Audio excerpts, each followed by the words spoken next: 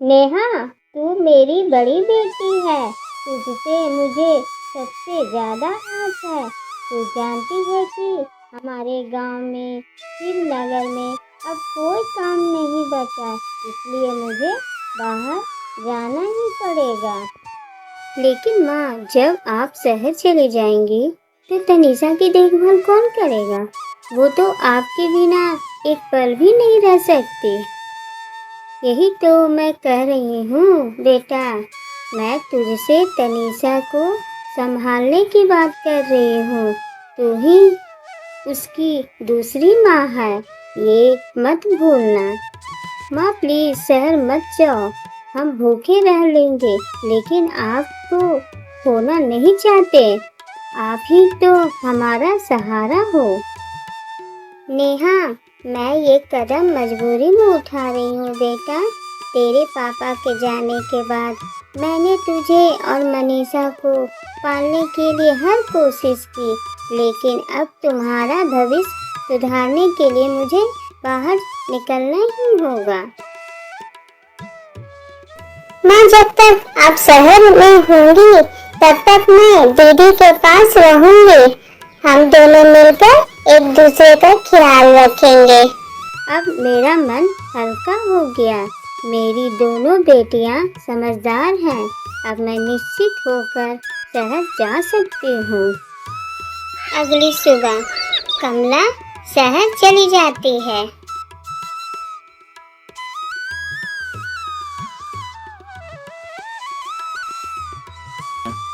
अरे नेहा, सुना है तुम्हारी माँ शहर चली गई। अब वो शायद ही वापस आए। ऐसी बातें मत करिए चाचा जी। माँ ने वादा किया है, वो जरूर लौटेंगे।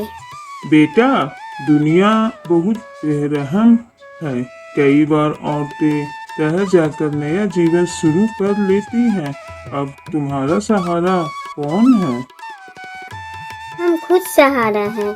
अब मैं और तनीषा एक दूसरे का सहारा हैं। ठीक है, मैं तेरे पापा का दोस्त हूँ। तेरे लिए ठाकुर साहब के घर में खाना बनाने का काम दिलवा दूंगा। क्या सच में? अगर ऐसा हो जाए तो बहुत मदद मिलेगी।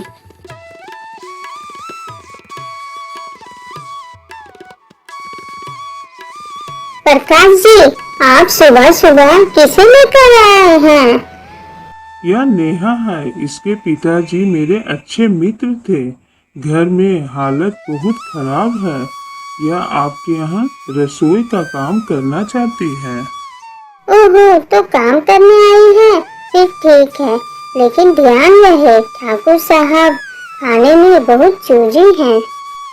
आप निश्चित रहे ठाकुराइन जी, मैं पूरे मन से काम करूंगी।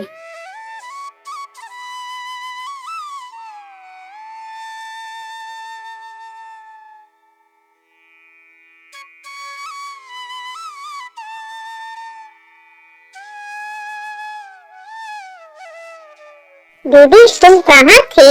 मुझे बहुत डर लग रहा था दीदी।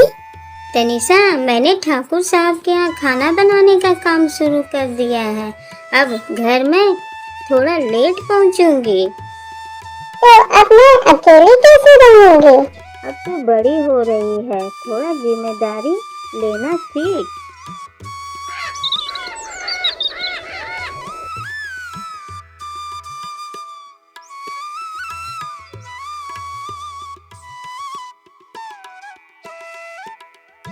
काम पे जा रही हो? मैं कब से तुमसे कह रहा हूँ शादी कर लो। विशाल, हम गरीब हैं, तुम्हारा और मेरा मेल नहीं है। अगर तुम मान जाओ तो मैं इस गांव में आकर तुम्हारे साथ घर बसाऊंगा। मुझे तनीषा की देखभाल करनी है, थोड़ा सोचने का वक्त चाहिए।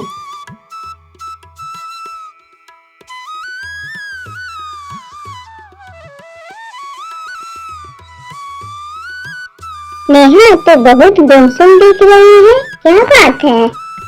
ठकुरान जी, क्या बताएं, गांव के विशाल नाम के लड़के से बात हुई थी। वो मुझसे शादी करना चाहता है। अरे वाह, फिर तो मान जा, बहन को मत देख, अपना सोच। ऐसा मत कहिए ठाकुराइन जी, माँ ने तनीषा की जिम्मेदारी मुझे दी थी। बिना उसकी रजामंदी से मैं कोई फैसला नहीं लूंगी।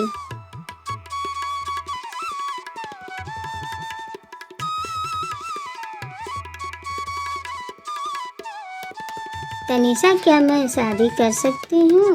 विशाल गांव में ही रहने को राजी है। दीदी, मैं एक शर्त पर मानूंगी, हम तीनों साथ रहेंगे, तुम मुझे छोड़कर नहीं जाओगे। बिल्कुल नहीं जाऊंगी। दीदी, अब मैं भी काम करना चाहती हूँ, मैं बोझ नहीं बनना चाहती। तू अभी छोटी है। मैं माली का काम कर सकती हूँ, मुझे बगीचे से प्यार है। यह मेरी बहन तनीषा है। अगर बगीचे में कोई काम हो तो बताइए। ठीक है, मनीषा को बगीचे की देखभाल का काम मिलेगा। इतना सारा पैसा, बस थोड़ा सा ले लूं।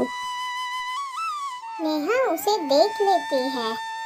माफ कर दो दीदी, लालच आ गया था, अब कभी ऐसा नहीं करूंगी। निशा, ये क्या कर रही है? मैं तुझे यहाँ मेहनत से लाई थी। तो नमक कैसे ज्यादा हुआ? ठाकुर साहब, सब्जी में रोज रोज गड़बड़ी क्यों हो रही है? तो साहब, मैंने आपके लिए अलग से खाना बना रखा है।